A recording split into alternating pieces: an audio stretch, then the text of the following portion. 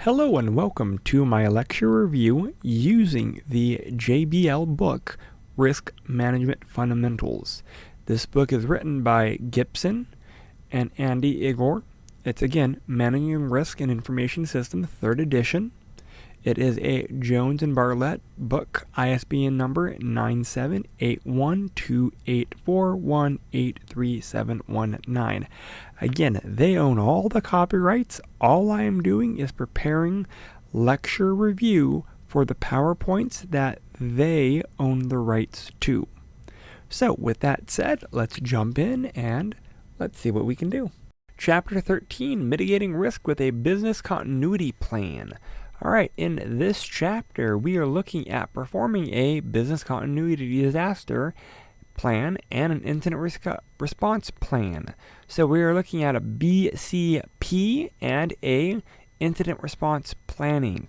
We're going to look at defining it, elements, phases, how the BCP mitigates and organizes risk, and we're going to look at best practices. So, what is a BCP plan? It's a plan that is designed to help an organization continue to operate during a disruption of any sort.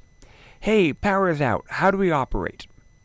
If we don't have some type of plan or structure in place, then we don't know how to respond.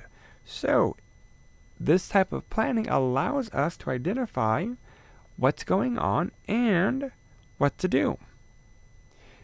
Our BIA is included as part of the BCP, so they understand kind of how to recover. Because it's not just about operating, it's also about making sure that we have at least basic functions for that organization occurring.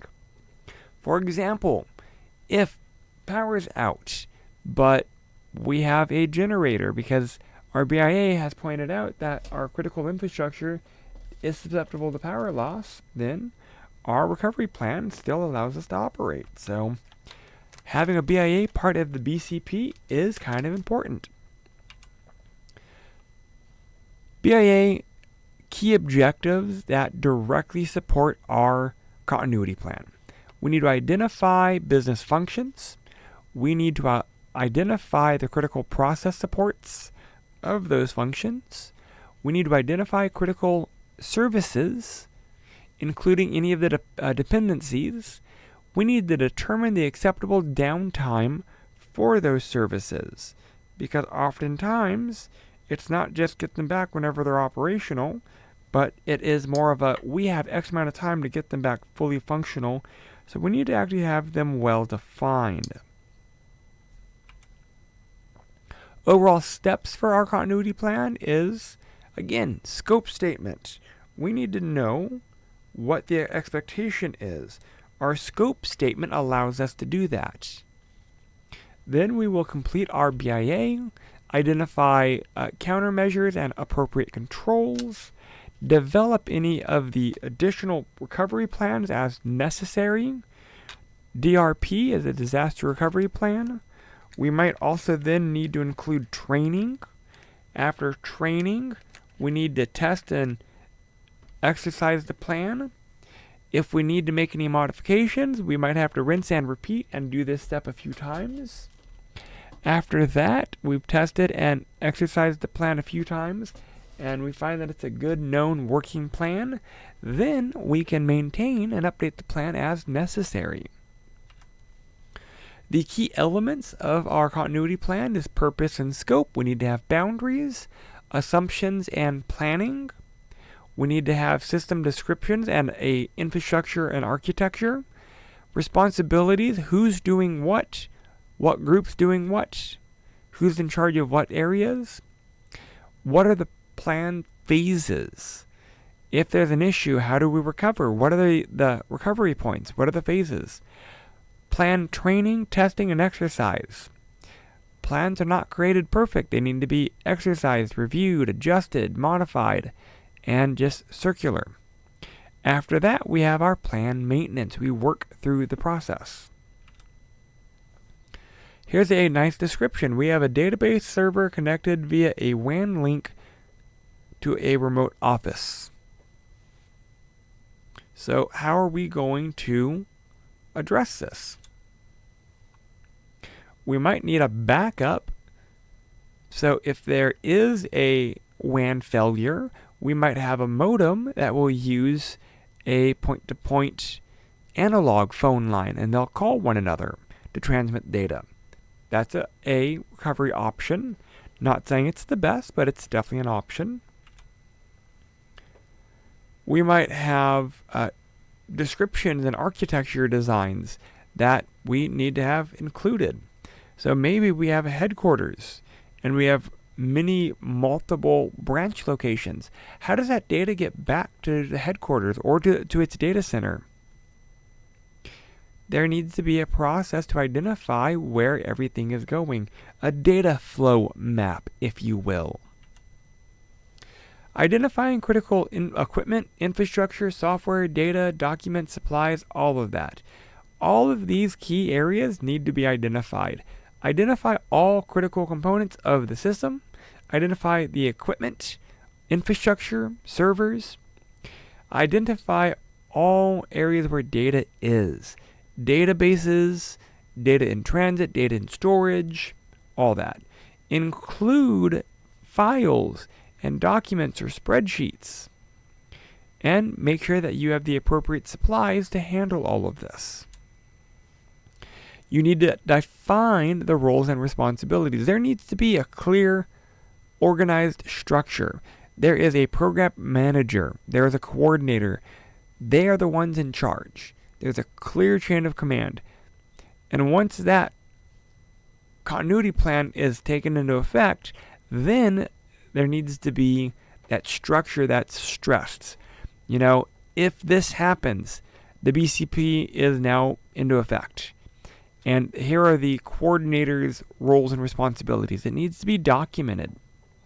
The coordinator might also work with multiple teams. There might be an emergency management team, a damage assessment team, a technical recovery team. It really just depends.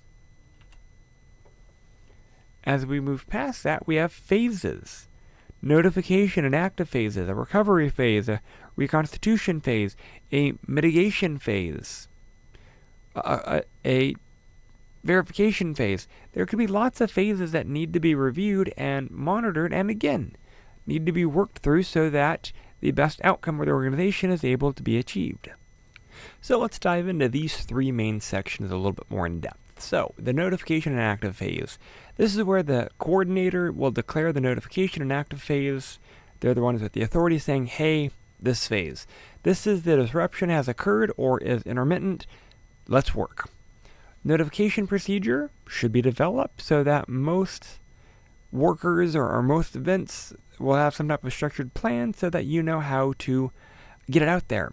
The coordinator must be notified of any disruption so that they can do their portion of the plan. They will develop a damage assessment procedure, or DAT, and they're going to be responsible for assessing damage and reporting it back to the coordinator. That team, their primary goal is to identify the extent of the damage as quickly as possible so that the notification phase, if they need to escalate, can escalate. There's also a planning activation. So the coordinator is responsible for activating the BCP, but does not do this willy-nilly. There does need to be based on a predefined criteria. At what threshold are we allowed to go? So there are certain limits that are time frames that we have to abide by. I'm going to use kidnapping for an example because it's an easy one. Sorry, not kidnapping, runaways. If a child does run away, if they don't come back within the first 24 hours, then you can report them as a runaway. Or missing person. Missing person as 24 hours. Again, there has to be some type of criteria. Hey, if this happens, then we can trigger this other portion. That's what I mean by this. The BCP does not just start. There needs to be a predefined and approved criteria for the plan activation.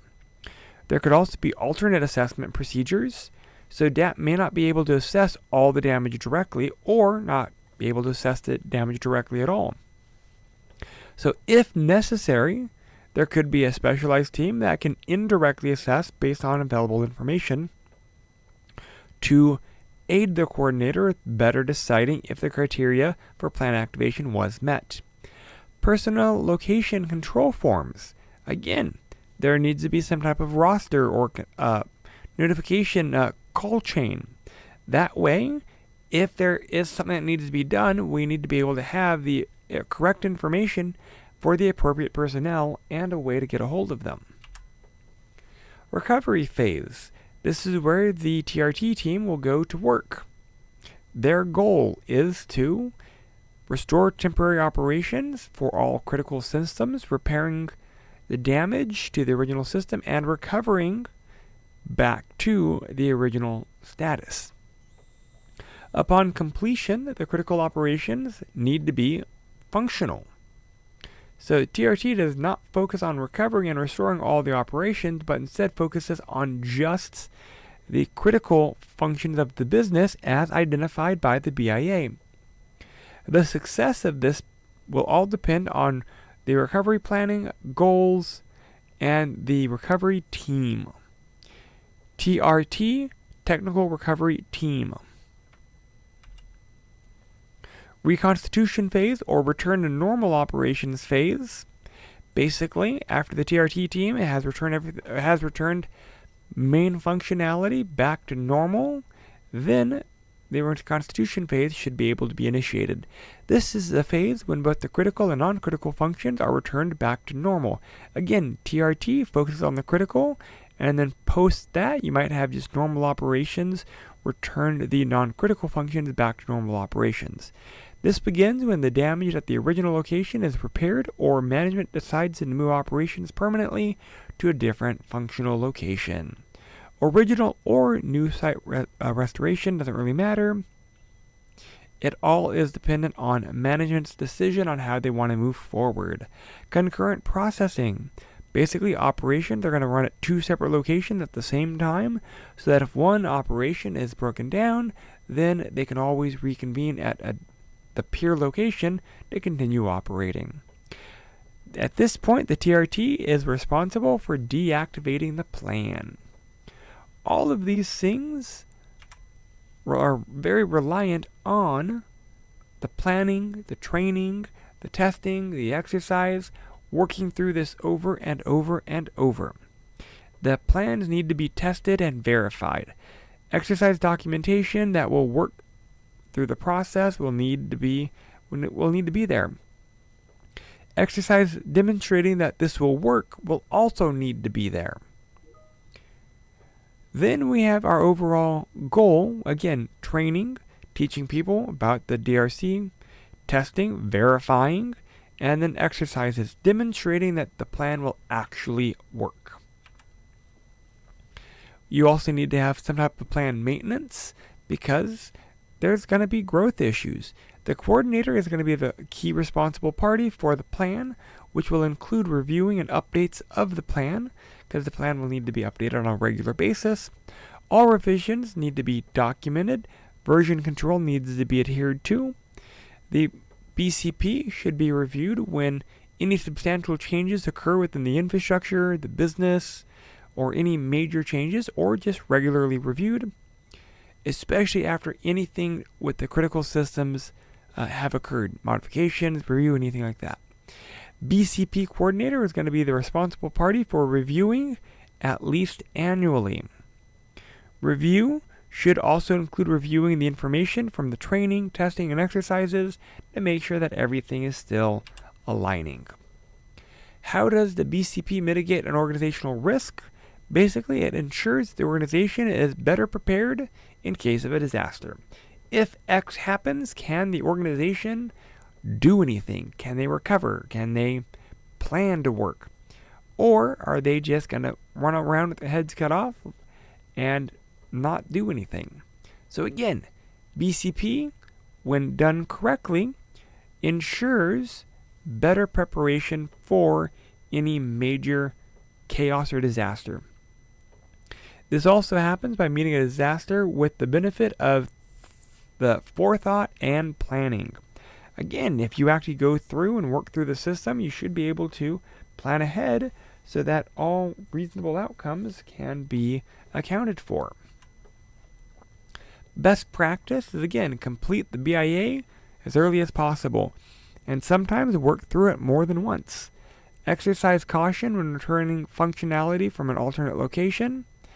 Again, restore least critical functions from a restoration from an alternate location first. Use concurrent process as disruption as best you can. Because again, after a disruption, if you have more than one location, you may want concurrent processing just in case another failure or cascading failure does occur. So you want to have redundancies there. Review and update the BCP regularly. Test, verify, analyze. Again, readily. Test all individual pieces of the plan and exercise the plan to show that it's going to function. Alright, that is it for this section. We've defined BCP, we went through the elements, phases, and mitigations, as well as best practices. If you have any questions, thoughts, issues, or concerns, definitely feel free to reach out. Thank you. Alrighty, well thank you. That concludes this lecture review. Again, all material presented in this PowerPoint lecture was copyrighted by Jones and Bartlett Learning. So they own the copyright. I am just providing a lecture on the PowerPoints that they provided. With that said, if you have any questions, thoughts, issues, concerns, please feel free to reach out to me, leave a comment, get in touch with me, and I will get those addressed as quickly as I can. Thank you.